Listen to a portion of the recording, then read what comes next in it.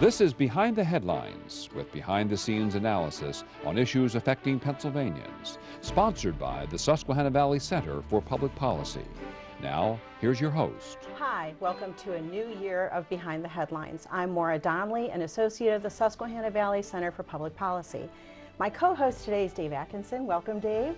Dave is an associate of the center as well. Our usual host, Charlie Greenwald, is on assignment, so thank you so much for filling in today. Good way to start the new year. Well, we're going to start the new year talking about a big topic, something on everybody's mind, and that's healthcare.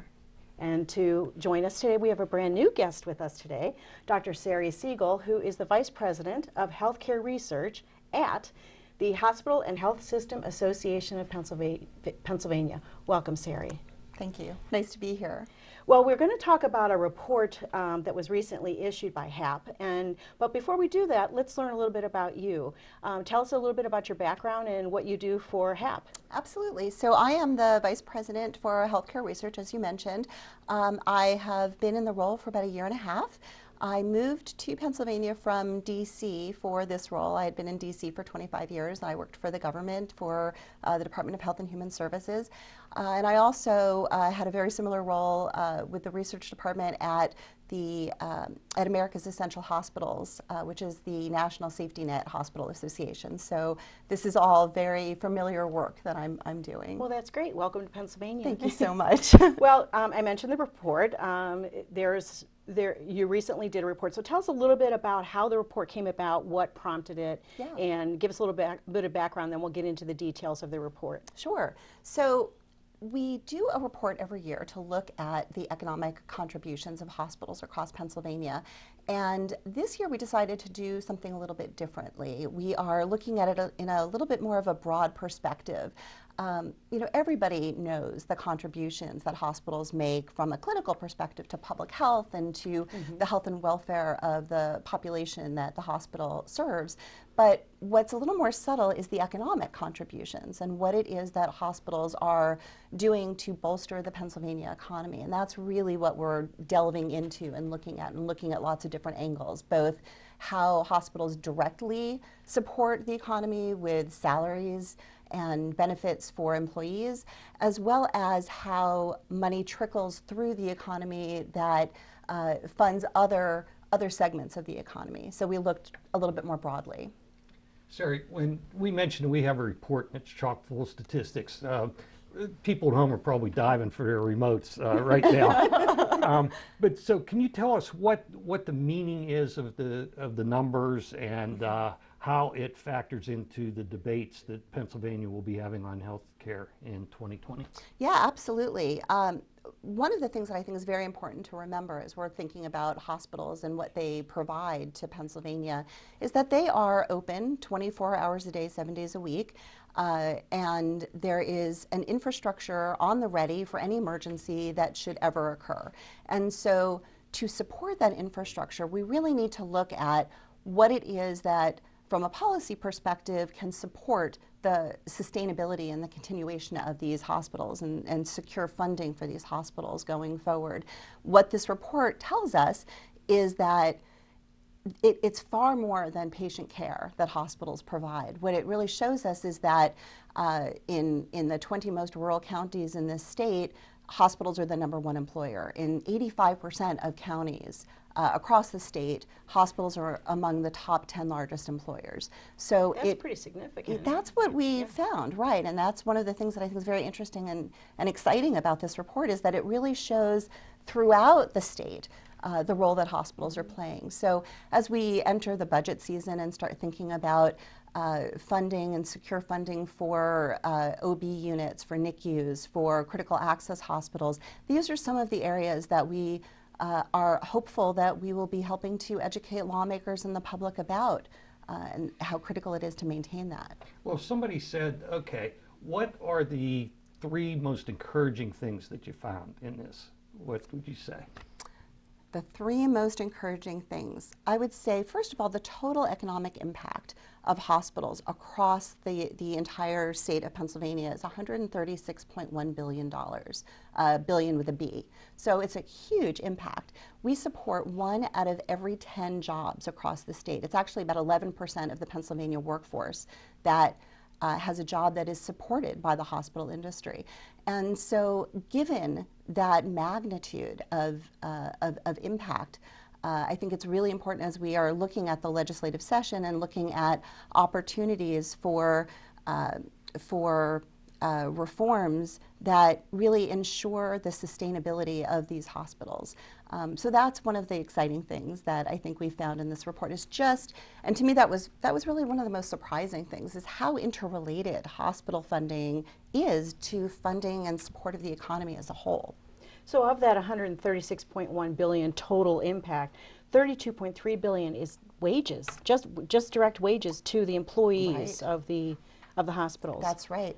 And then those employees use those wages to purchase goods and services, Buy and it ripples donuts, through yeah. to buy donuts, to buy Coffee, lunch at go to the Starbucks, local. yeah. Exactly. Yes, and exactly. so you get that ripple effect of That's exactly right. those people being employed, Right, which is phenomenal. right. And it's not just the clinicians. It's another point I found really interesting is that when I think about hospitals and who they employ and how their dollars are spent, I think about direct patient care, but there's also a whole host of other services. There's construction workers, there's building maintenance, there's food service workers, environmental services. So there's a whole broad range of different types of people. And then it there's supports. vendors that support Absolutely. the hospitals That's as well. right. Well, and there has to be tech support too, because Oh, we're, yeah, we're, in IT. the, we're in the age where That's exactly Yeah. right. Just the security alone would be some pretty good jobs right there. That's exactly right. And a lot of those are small businesses that are owned by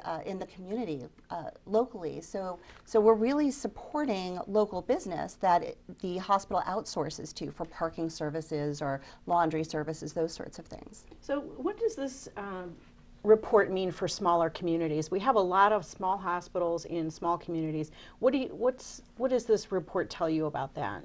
Well, it really emphasizes how important hospitals are, again, not just to expand access to care and ensure access to care, but the implications for the economy. If a hospital in a rural area, in a small area closes, it has tremendous implications for public health and for access to care, but it also has implications in that this may be the largest employer in that county, and with that closing, that's a lot of jobs and a lot less dollars circulating through the economy.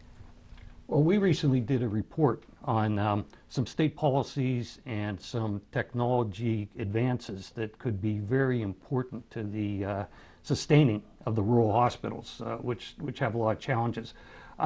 So if you're in a community that hosts a community hospital, a small rural hospital, what do you find in here that is encouraging for the future? What do I find in the report that's encouraging for small hospitals? I think that it's that message, that core message, that hospitals provide so much to the community, well beyond patient care, but of course including patient care.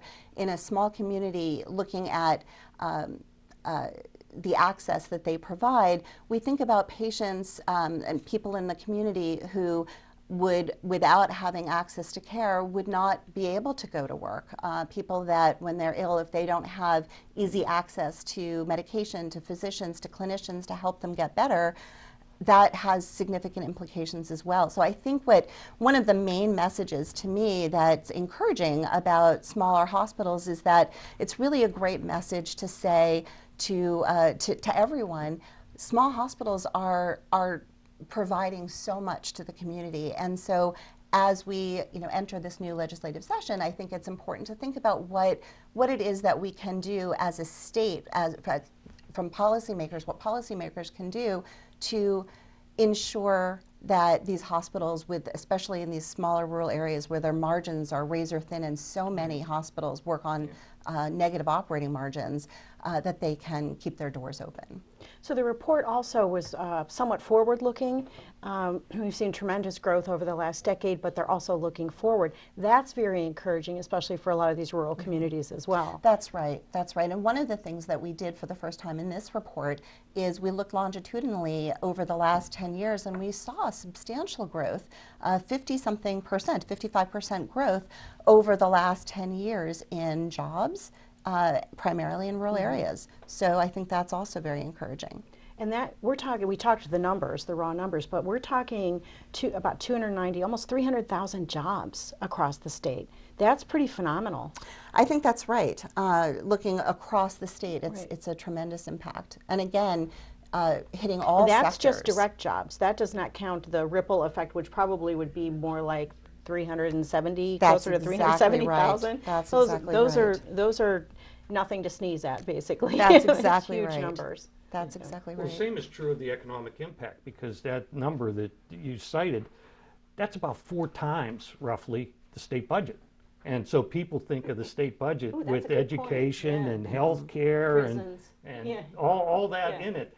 And it's a big number. You always hear people say, geez, the state budget, there's so much money in there and everything. Well, we're talking about an economic impact from one sector of the economy that's four times as large as the state budget. Yes, and That's pretty impressive. That's right. That's right. And in states that have larger rural areas, hospitals have a greater impact because they are, in many cases, the largest employer. Wow.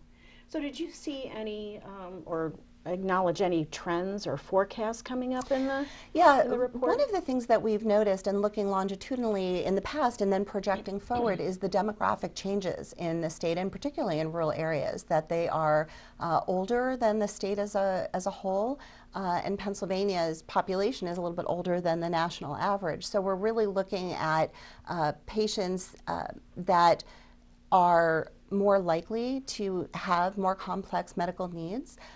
And so the demand for hospital services is only going up. And in rural areas, we are seeing that exponentially. We're seeing the growth of the older population. And Pennsylvania is known for their research in healthcare. And so there's a significant portion of money that comes into this state for Yes, research thank you alone. so much for mentioning that. That's exactly right. It's an enormous amount of money that is coming in. In last year alone, in 2018, it was $1.8 billion that came in federal grants, federal research grants, primarily from the National Institutes of Health. And that is funding that members of the hospital community, researchers within hospitals, apply for and bring into the state. And it's really a testament to the fantastic resources that we have, the world-renowned physicians and other clinicians around the state. Yeah. At the end of the Constitutional Convention, someone asked Ben Franklin about the sun on the chair and whether it was a rising or a setting sun.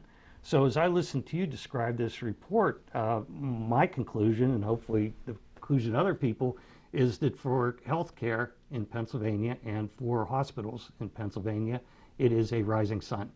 I think that's right. I think Hug that's a your- good hug your local hospital. hug your local hospital. Indeed. Indeed. Well, we really want to thank you so much for being here today. We'll probably have to have you back to follow up on how the research is going and whether it's proving out. But we want to thank you so much for being here. Thank you so much. And I'd like to also just mention that if anybody is interested in taking a look at the report, we have it up on our website. Great. It's www.haponline.org, HAPONLINE.org. And on that website, there's also an interactive version of the report. There's a dashboard that will allow you to look at the economic impact of your region and compare it that's to other great. regions, as well as by congressional district. So you can see how your hospital's economic impact is in your specific district. So that's great. look forward to any questions you have, and look forward to Terrific. having you take a look at our report. Well, thank you, Sari, for being here. We really appreciate all the information you provided us today. Thank you. Stay tuned for the next segment of Behind the Headlines. Behind the Headlines is brought to you as a public service by the Pennsylvania State Association of Township Supervisors, the largest, most influential municipal association in the Commonwealth. Since 1921, PSATS has been preserving and strengthening township government and securing greater visibility and involvement for townships in the state and federal political arenas. Covering 95% of Pennsylvania's land mass, townships represent 5.5 million residents, more than any other type of political subdivision in Pennsylvania. Behind the Headlines is also brought to you by the Hospital and Health System Association of Pennsylvania, helping hospitals provide healing, health, and hope to communities across the state. And by the Pennsylvania Chamber of Business and Industry, the Pennsylvania Chamber serves as the frontline advocate for business on Pennsylvania's Capitol Hill by influencing the legislative, regulatory, and judicial branches of state government. Additional underwriting provided by the Worrell Corporation Foundation, based in Carlisle, Pennsylvania, by the Edward H. and Jeannie Arnold Foundation, and by the Pennsylvania Manufacturers Association. Business in Pennsylvania is our business. Behind the Headlines is also supported as a public service by the Pennsylvania Highway Information Association, the go-to source to learn about transportation projects and issues. Visit pahighwayinfo.org. Welcome back. On this segment, Dave and I are joined by the president of the United Way of Pennsylvania, Ms. Kristen Rotz. Welcome to the show. Thank you. It's great to be here. Well, we're really pleased to talk about a new program that you have going, but let's tell our viewers a little bit about the United Way of Pennsylvania and the role that you play on a statewide basis here. Yes. So United Way of Pennsylvania is a statewide membership organization. We have 52 local United Ways in the state of Pennsylvania. They're raising about $170 million that they're investing back in their communities across the Commonwealth. So they're locally governed. We as a statewide organization, they choose to be members of our organization, and we perform several functions on their behalf. We do some advocacy at the state and federal level, and we're also doing training and education and helping them kind of cross-pollinate good ideas to generate more impact across the state. So does in the 52 locals, does that really cover all of Pennsylvania? The vast majority of Pennsylvania has its own local United Way, yes. There are a couple of counties up in the northern tier that do not. That's pretty Kristen, awesome. there are probably few brand names that have the recognition the United Way does, but a lot of people probably think of the way United Way used to be, where it was a dispenser of dollars. And so there's been quite a transformation to make the United Ways more partners in achieving results. So can you describe how that has come about? Yes. So the unique positioning of United Way is really that we bring together business leaders, and we bring together labor leaders, and we bring together people from across the community who want to address problems. So the historical model of United Way is thought of as I donate money through my paycheck, and I know that United Way is going to pass that money through to a certain set of organizations in the community that I also believe in and support. United Way is evolving and taking a look more now at how to achieve true community impact and actually get to the root cause of some of the very complicated challenges that our communities face. The beauty of it being local is the struggles in Schuylkill County are different from the struggles in Dauphin County and Clearfield County. So local United Ways have the ability to really dig into the data and see what's going on in their communities and come up with solutions to help. So speaking of data, let's talk about ALICE. Yes. ALICE is a recent report, or how old is ALICE? The ALICE report was released for the first time in Pennsylvania in June. In June, very Yes, new, of so it's 2019. pretty new, of 2019. Yes. Yes. Tell us what ALICE stands for and what the report says about Pennsylvania and the local communities. Yes. So ALICE is an acronym that stands for Asset Limited, Income Constrained, Employed. It's a very long string of words to say this is the story of everybody in our state who's going to work every day and doing all the things they should be doing, but still struggling to meet the basic needs for their family. So for every household in every county in the state, we have proposed a survival budget, which represents those things that if you're only paying for the things you absolutely must have as a family, we can quantify what income level you would need to pay for those things based on the configuration of your household. So it would be different in every county, pretty much? It is different in every county based on cost of living in that local area. So the things that vary locally could be cost of housing, could be some variation in cost of childcare as well. And are people meeting that survival income? Yeah, what our study shows us is that unfortunately we have 37% of Pennsylvania households that are struggling to survive. That consists of 24% of our state's households who are earning an income that's above the federal poverty level but less than the survival budget. And then we've got another 13% of our state's households who actually earn below the federal poverty level. And again, we're focusing in this study only on those Pennsylvanians who are working. So can we talk a little bit about that gap? If you're above the federal poverty level, but you're still not reaching that survival budget, what's happening to these families? Yeah, so what's happening is they're doing their best to get by, but they're one emergency away from poverty. So these are folks who may be just making it paying the bills, but they're not having any extras. They're not taking their family out to eat. They're probably having a hard time putting sneakers on the kids' feet and putting new clothes on their backs to go to school. They don't qualify for many, if any, public programs. Even things like the Earned Income Tax Credit and the Child Tax Credit may not be available to them depending on the income that they live on. So they may be relying on family for extra support. They may just be relying on luck. Alice often lives in a situation where one emergency can throw them way off balance, and whether that's the normal things that happen, like hitting a pothole and getting a flat tire, or the furnace breaking in your home. Alice is not banked for those kinds of emergencies because Alice, living below the survival budget, doesn't have any income to save on a monthly basis. So we say they're one emergency away from poverty. Wow. This is really a revelation to a lot of people because we frame the debate in terms of poverty level, in terms of minimum wage, and people say, well, geez, the economy's improving. There are jobs out there. People who want to work can find a job. And they are working. But finding a job is much different than holding a job. Right. And paying all the bills, and yeah. successfully holding a job. And so this program makes a lot of sense, but it's also taking the discussion in a direction that people are not accustomed to hearing about. Yeah, and Alice is a familiar concept. We know Alice, our family members are Alice, our neighbors are Alice, but to have something that measures this very objectively, I think, is what's pretty groundbreaking about it. And we're also the 20th state to launch an Alice report. Since then, another state has joined. There are 21 Alice reports across the country. We know that Pennsylvania's Alice average is about on par with the national average. The national average is 39% of households living at or below the survival budget. So it is true that there are many ways to look at the health of the economy, things like the unemployment rate, things like the GDP, but we think this Alice measure is a really good way to look at the health of working class families across the country. Can we talk just for a second about the average four-people family, mom, dad, 2 kids, and the cost of childcare? That's one of the biggest factors here. Childcare is a huge cost driver in Alice budgets. So for a family of 4 with 2 very young children, childcare is going to be about 25% of the cost of a survival budget. Now, not all of these families are going to qualify for child care subsidies either. In Pennsylvania, you can qualify for a child care subsidy and kind of earn your way up out of it.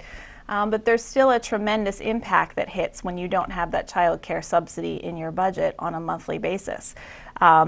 This is also just kind of the basic minimum child care, making sure the child is safe every day, but it's not a high quality setting. When you look at the cost of high quality child care, that actually bumps up to 30% of the cost of a survival budget. So for families who have both parents in the workforce, which is certainly the case for most Alice households, because they're looking to earn, for that family of 4, they need to earn a total of about $30 an hour gross to be able to meet their survival budget. So you, in most cases, are going to need 2 working adults in a household to be able to meet that threshold. So in terms of numbers, I think I read it was like around $1,200 a month for childcare for. Yes, for a family of 4 with 2 young children, it is about $1,200 a month. And I think our viewers would, relate to that. Yeah, That's a mortgage payment. That's a rent payment. That's, in addition. That's Well, and the very high. other thing is that what Alice shows, these issues are not independent issues to be considered one at a time, Right. because transportation is another big huge, concern too. yeah. And if you're in a rural area, it's not only transportation to work, it's transportation to childcare wherever it may exist. And so distance is a consideration. If you're in an urban area, it's the cost of transportation. Distance isn't so much a consideration as is a cost. And so transportation, I guess, is one of the big problems needing to be solved in providing a sustaining budget for families. Yeah, we see 2 big barriers for Alice, and those are childcare and transportation. And the issues do vary depending on where you live in the state, but the fascinating thing is this is an issue no matter where you live in Pennsylvania. If you live in a rural area, mass transit is not sustainable. We've got to find other solutions to get working families into transportation they can afford, that's reliable, and will get them to work. If you live in an urban area where you have great access to mass transit, which frankly only exists in about 3 counties in Pennsylvania. But even if you have that benefit, it's going to take you more time to get the kids where they need to be before you get to the work that you need to do every day. And it can really affect family schedules in terms of when they have to leave their home just to cross all those hurdles to get to work every day, which has an impact on the business community as well, which is why we're really encouraging a cross-sector approach to this. Business to look at creative things, the nonprofit sector to look at creative ways to support ALICE, and government has a role in this as well. So ALICE is a report. It's chock full of data on every county in Pennsylvania. What's next? How do we fix this? Yes, so we are working to support our local United Ways to scale up solutions from the local level. We are learning about things that are working from that local United Ways are leading. We're learning about things that the business community is doing that are innovations that are working. So we just want to keep finding these things. We want to scale them up to a regional and statewide level. We at United Way of Pennsylvania will continue to advocate for policy change that supports ALICE. That includes better investments in the child care subsidy program. We would like to advocate for a statewide earned income tax credit, which would also benefit ALICE families in Pennsylvania. So there's a lot of different prongs to this approach. We're also going to continue to update the data. We want to keep tabs on this and see how ALICE is improving or not in Pennsylvania every year. So we're going to refresh this data every 2 years, and we'll actually get another chance to look at this very late in 2020 and see how it's going. That's a good point, Yeah. because we live in a skeptical age, and people say, okay, where's the accountability? Any kind of program that involves taxpayer dollars, involves organizations outside government cooperating with government, where's the accountability? And so that kind of update, you've given part of an answer, but somebody says, where's the accountability? What's the response? Well, the accountability, interestingly, with this work, when we first put this data in front of our local United Ways, they were kind of overwhelmed because they are very stark numbers to look at. However, you got to almost start family by family, and you got to help families move to a sustainable level so they can continue on through their lives and be able to really sustain themselves as a family. So we're starting with a hyper-local approach, looking at some of these state and federal policy solutions that also impact ALICE, and we hope that as people are preparing for presidential election this year, they will think about what candidates are talking about and how it impacts at the ALICE population. We all need ALICE. ALICE supports the quality of life we sustain every day. They work places that we enter every day. So we need to make sure that everyone's thinking about ALICE. And Kristen, where can people go for additional information to view the county by county data on this ALICE report? Yeah, so if you go to our website, www.uwp.org/ALICE, there are a number of things there, including an interactive map that shows where ALICE lives. ALICE lives in every county in Pennsylvania, pretty much every municipality in Pennsylvania, and there's also county level budget sheets there as well for people to take a look at. Well, that's wonderful. We want to thank you so much for being here today. We look forward to getting an update on how ALICE is doing, and especially how changes are being implemented on a statewide basis. Great, thank you. Thanks for having me. Thanks for joining us on Behind the Headlines. We'll see you next time.